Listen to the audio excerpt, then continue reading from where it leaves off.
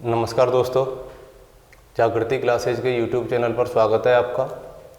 मैं अजय दुबे ज्योग्राफी की श्रृंखला में आप सभी लोगों का स्वागत करता हूं। पिछले वीडियो में हमने एस्ट्रोनॉमी का एक टॉपिक पढ़ा, ब्रह्मांड की उत्पत्ति। आज उसी श्रृंखला में हमारा अगला टॉपिक है तारे का जीवन चक्र। उस टॉपिक में हमने देखा था कि किस प्रकार से ब्रह्मांड की उत्पत्ति हुई और किस प्रकार से गैलेक्सियों का पुंज बना, और गैलेक्सियों के पुंज में एक हमारी गैलेक्सी थी जिसे हम मंदाकिनी कहते हैं, उसके बारे में समझा था। आज उसी मंदाकिनी में या अन्य गैलेक्सी में किस प्रकार से तारों का निर्माण होता है वो जानेंगे, और ये भी देखेंगे कि तारे का जन्म से लेकर के मृत्यु तक का जो प्रोसेस है उस प्रोसेस के बारे में अध्ययन करेंगे।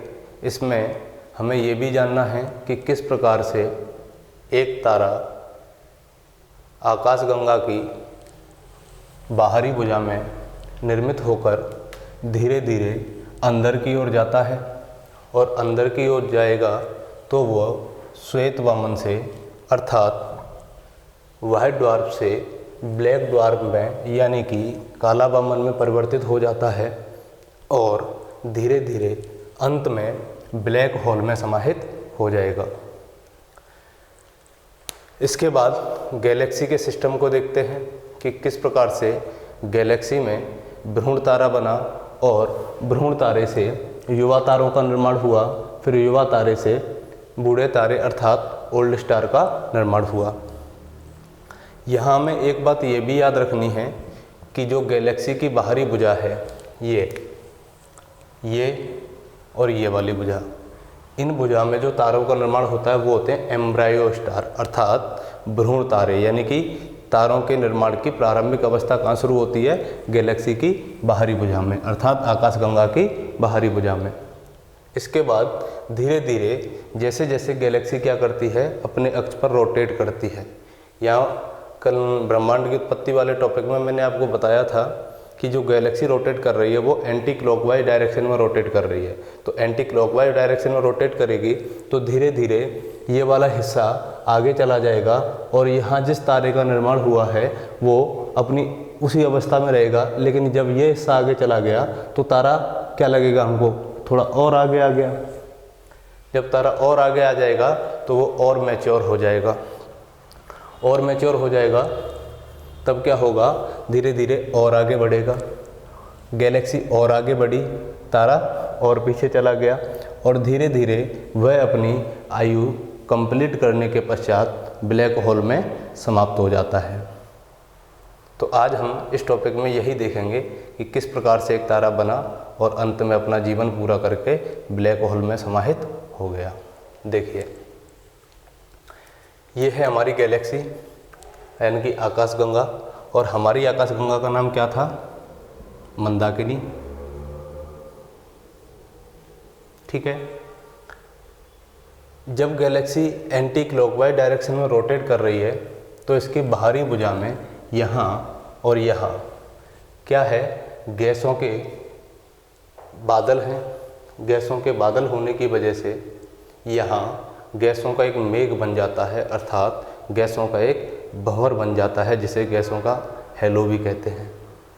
जब यहाँ गैसों का भंवर बन जाएगा तो यहाँ उपस्थित हाइड्रोजन किस में कन्वर्ट होने लगेगी, जब गैसों का मेघ बनेगा तो यहाँ पर नाभिकी दाब शुरू होगा।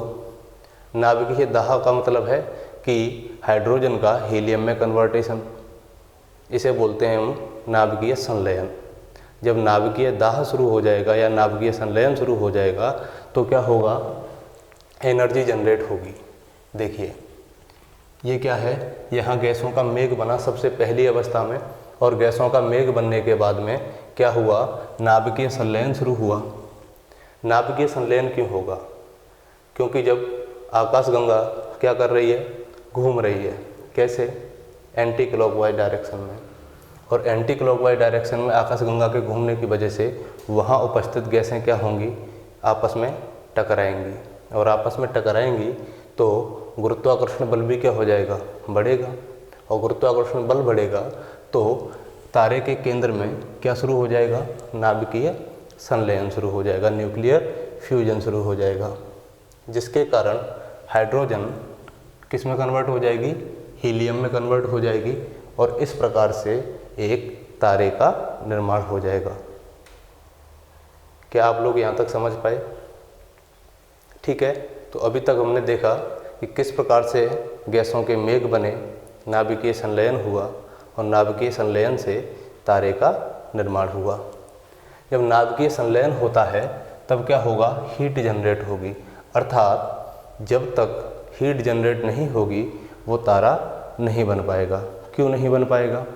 क्योंकि तारे में अपना एक स्वयं का प्रकाश होता है, वो तभी तारा कहलाता है। जब तक उसमें अपना स्वयं का प्रकाश नहीं होगा वो तारा नहीं कहलाएगा। इसके बाद में धीरे धीरे तारे के अंदर की हाइड्रोजन जब हीलियम में कन्वर्ट हो जाती है तो हाइड्रोजन की मात्रा में क्या आ जाती है, कमी आ जाती है। ठीक है, जब हाइड्रोजन की मात्रा में कमी आ जाएगी तो तारे का जो केंद्रीय भाग है वो क्या होने लगेगा, सिकुड़ने लगेगा। या ये बात याद रखनी है कि तारे का केंद्रीय भाग क्यों सिकुड़ेगा। तो देखिए, तारे का जो कोर है वहाँ हीलियम जनरेट होने की वजह से संकुचन पैदा होता है। हीलियम क्या करती है, कोर को भारी बना देती है और भारी बनाने की वजह से वो संकुचित हो जाएगा और गर्म हो जाएगा। संकुचन की बात हमने समझ ली कि संकुचन क्यों हुआ, भारी होने की वजह से। लेकिन गर्म क्यों होगा? गर्म होगा हाइड्रोजन के हीलियम में कन्वर्ट होने की वजह से जो एनर्जी जनरेट हो रही है इसकी वजह से इसका अंदर का भाग गर्म हो जाएगा। इसके गर्म होने की वजह से इसकी बाहरी परत में हाइड्रोजन का हीलियम में परिवर्तन जारी रहता है। अभी तक यहाँ तक हमने ये देखा कि ये पार्ट कहाँ हो रहा था, यानी कि हाइड्रोजन हीलियम में कहाँ कन्वर्ट हो रही थी, अंदर की तरफ। और अंदर की तरफ कन्वर्ट हो रही थी तब क्या होगा, इसमें शुरुआत में ऊर्जा बाहर निकलेगी। ऊर्जा बाहर निकलेगी तो जब बाहरी परत में हाइड्रोजन का हीलियम में परिवर्तन जारी होगा तब क्या होगा, एनर्जी बाहर निकलेगी। एनर्जी बाहर निकलेगी तब आउटवर्ड फोर्स के कारण, यानी कि केंद्र प्रसारित बल के कारण तारा कमज़ोर होने लगेगा और तारे के ऊपर की परत की जो हाइड्रोजन है वो बहुत तेज़ गति से ब्लास्ट कर जाएगी। ठीक है, जब वो बहुत तेज़ गति से ब्लास्ट करेगी तब तारा और अंदर जाएगा और अंदर जाएगा तब वो क्या कहलाएगा, रक्त दानव कहलाएगा। ठीक है, अब देखिए, जब हाइड्रोजन हीलियम में कन्वर्ट हो रही है तब, यानी कि अब हाइड्रोजन का हीलियम में परिवर्तन क्या है, जारी है। जब इसका हाइड्रोजन का हीलियम में परिवर्तन जारी है तब तारे के नाभिक की शक्ति क्या होने लगेगी, बढ़ने लगेगी। और तारे के नाभिक की शक्ति बढ़ेगी यानी कि केंद्र की शक्ति बढ़ेगी तो वह क्या हो जाएगा, वजनी हो जाएगा, वजनदार हो जाएगा, अर्थात उसका द्रव्यमान बढ़ जाएगा। और द्रव्यमान बढ़ जाएगा तो गुरुत्वाकर्षण बल को क्या करेगा, और बढ़ाएगा, यानी कि ग्रेविटेशनल फोर्स भी इंक्रीज होने लगेगा।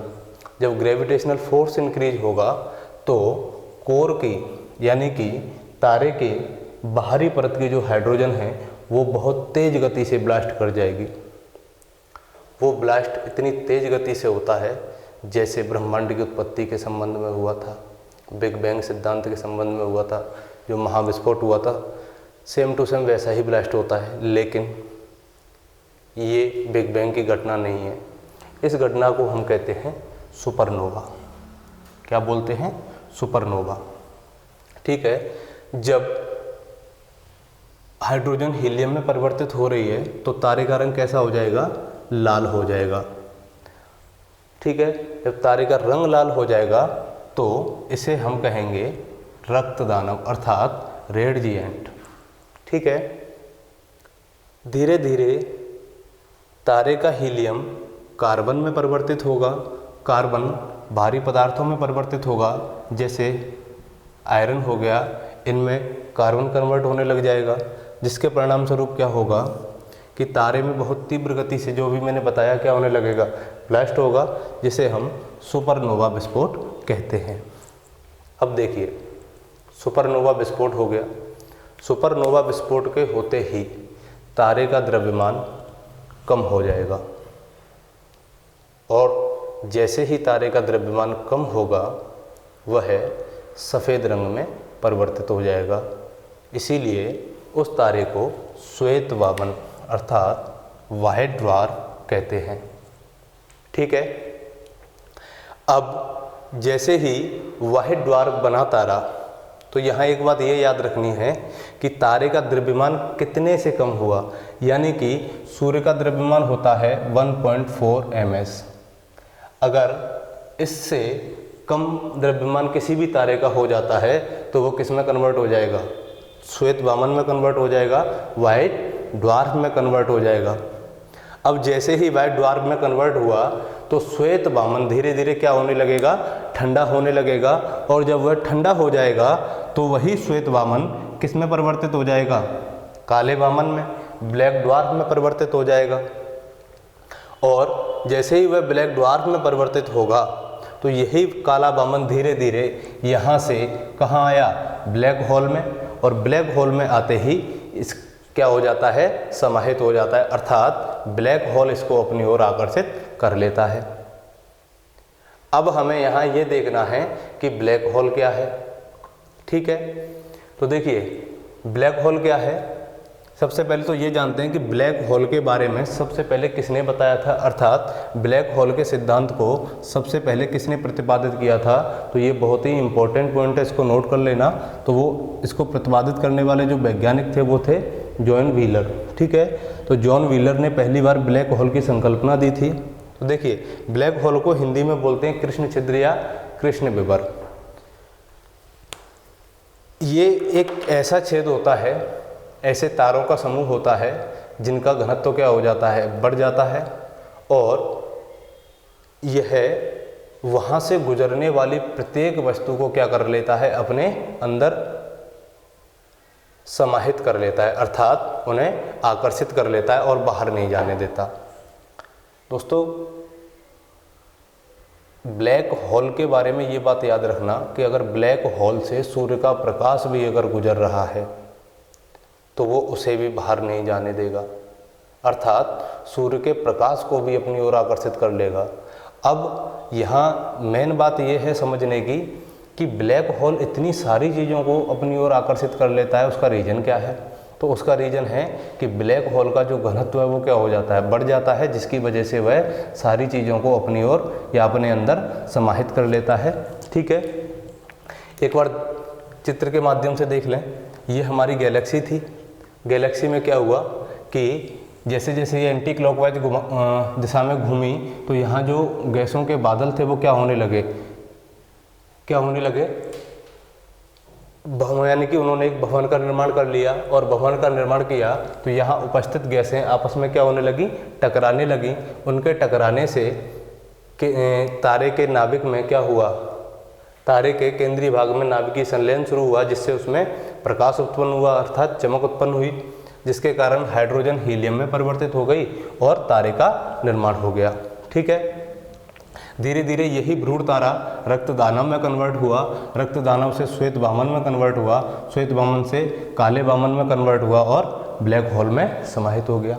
या एक बात ये भी याद रखना, मैं थोड़ा सा जोकिंग टाइप में बता रहा हूँ इस चीज़ को, कि जब भी कोई व्यक्ति युवा अवस्था में होता है तो बहुत चमकता है, लेकिन जैसे जैसे वह धीरे धीरे बुढ़ापे की ओर अग्रसर होता जा रहा है या अग्रसर होता जाता है, बढ़ता जाता है, तो उसकी चमक फीकी पड़ जाती है। जैसे कोई व्यक्ति अभी हाल ही में नया नया क्या हुआ है, रिटायर हुआ है, और रिटायर होने के बाद पेंशन मिल रही है उसको। पेंशन मिलेगी तो वो क्या रहेगा, बिल्कुल एकदम टिप टॉप रहेगा, प्रेस के कपड़े पहनेगा, एकदम से सफ़ेदी चमकेगी। लेकिन धीरे धीरे जैसे ही उसकी पेंशन ख़त्म होगी उसकी वही सफ़ेदी किस में कन्वर्ट होने लग जाएगी, काली चीज़ में, यानी काले कपड़ों में परिवर्तित हो जाएगी, गंदे कपड़े पहनने लगेगा। इसी तरीके से यही श्वेत वामन जब ठंडा हो जाएगा, और ठंडा हो जाएगा तो किस में बदल गया, काले वामन में बदल गया। काला वामन ब्लैक होल में समाहित हो गया, और यही था हमारे तारे का जीवन चक्र। यहाँ एक बात ये भी याद रखनी है कि जो गैलेक्सी की बाहरी भुजा है वहाँ भ्रूण तारों का निर्माण होता है। गैलेक्सी की बीच की भुजा में युवा तारे होते हैं और गैलेक्सी की अंदर की भुजा में बूढ़े तारे अर्थात ओल्ड स्टार होते हैं। इस टॉपिक से संबंधित अगर आपको कोई भी प्रश्न पूछना हो या कोई समस्या हो, अपनी क्वेरी हमें बतानी हो, तो हमारे YouTube चैनल जागृति क्लासेज जयपुर में आप कमेंट करके बता सकते हैं। ठीक है, धन्यवाद।